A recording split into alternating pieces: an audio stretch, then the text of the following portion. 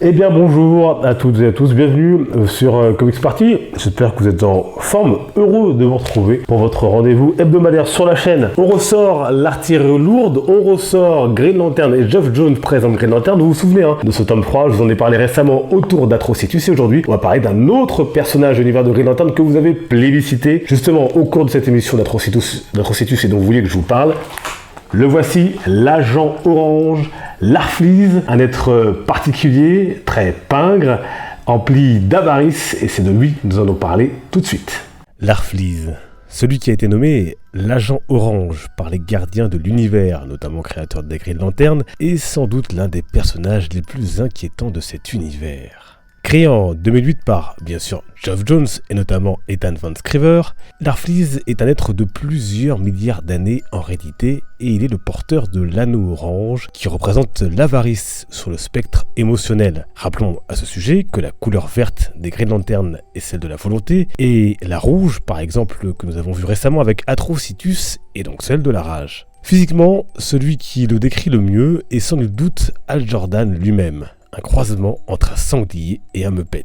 Larfleeze veille avec zèle sur la batterie orange dans le secteur Vega sur la planète Okahara. C'est il y a bien longtemps que tout a changé pour lui. Après le vol d'une mystérieuse boîte et objet appartenant à un certain Krona, dont nous aurons l'occasion de reparler, Larfleeze et ses coéquipiers se retrouvent persécutés tout d'abord par les trackers, puis par les gardiens, alors que leur quête les mène sur Okahara donc, à la découverte de cette fameuse batterie orange. Après une lutte sans merci avec ses compagnons pour s'octroyer son pouvoir, ils ne sont plus que deux à prétendre. Désirés de récupérer la boîte et ce qu'elle contient, les gardiens passent alors un pacte avec ces deux êtres en cédant au vainqueur du duel la lanterne orange. La suite, vous vous en doutez, c'est celui que l'on nomme Larfleeze qui gagne. Il fera alors main basse sur la batterie et son pouvoir tout en jurant de ne jamais quitter sa juridiction. Un autre secret des gardiens, comme celui du massacre du secteur 666 dont nous parlions dans la précédente chronique consacrée à Atrocitus.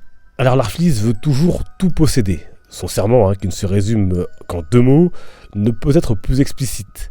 À moi. Une fin insatiable qui le conduit à faire preuve d'une violence sans limite pour obtenir ce qu'il désire et convoite. Une avarice d'ailleurs qui est amplifiée par le pouvoir de son propre anneau. Mais il n'agit pas seul, pas vraiment. Les âmes de ceux qu'il tue deviennent des projections oranges, créant ainsi un corps de spectre qui n'agissent qu'à sa guise.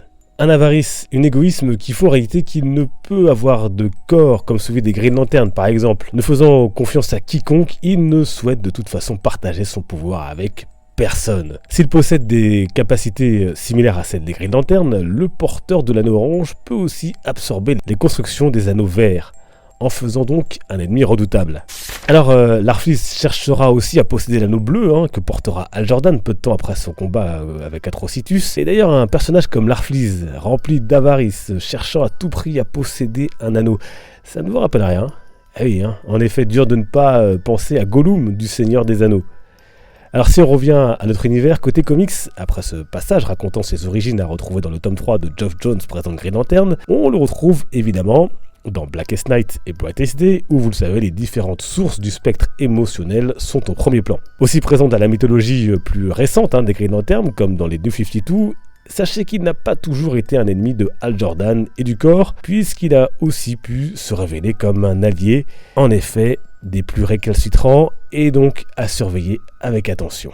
Et regardez-moi ces dessins assez incroyables avec Larfleeze dans l'intégrale de Geoff Johns présente Green Lantern, ici le tome 3, impressionnant. Dites-moi d'ailleurs ce que vous pensez de ce personnage et s'il y a d'autres personnages de cet univers, donc les Green Lantern dont vous aimeriez, dont je vous parle. On se retrouve nous très prochainement sur la chaîne, n'hésitez pas à vous abonner, partager la vidéo si elle vous a plu. On se retrouve sur les réseaux sociaux, tous les liens en description évidemment, et n'hésitez pas à lire du Green Lantern et notamment Geoff Johns présente Green Lantern. D'ailleurs on fête les 80 ans de Green Lantern ces temps-ci, donc n'hésitez pas, c'est toujours l'occasion pour s'y remettre. Vous avez plein de vidéos sur la chaîne à ce sujet. À très bientôt, portez-vous bien, les comics sont une fête, ciao.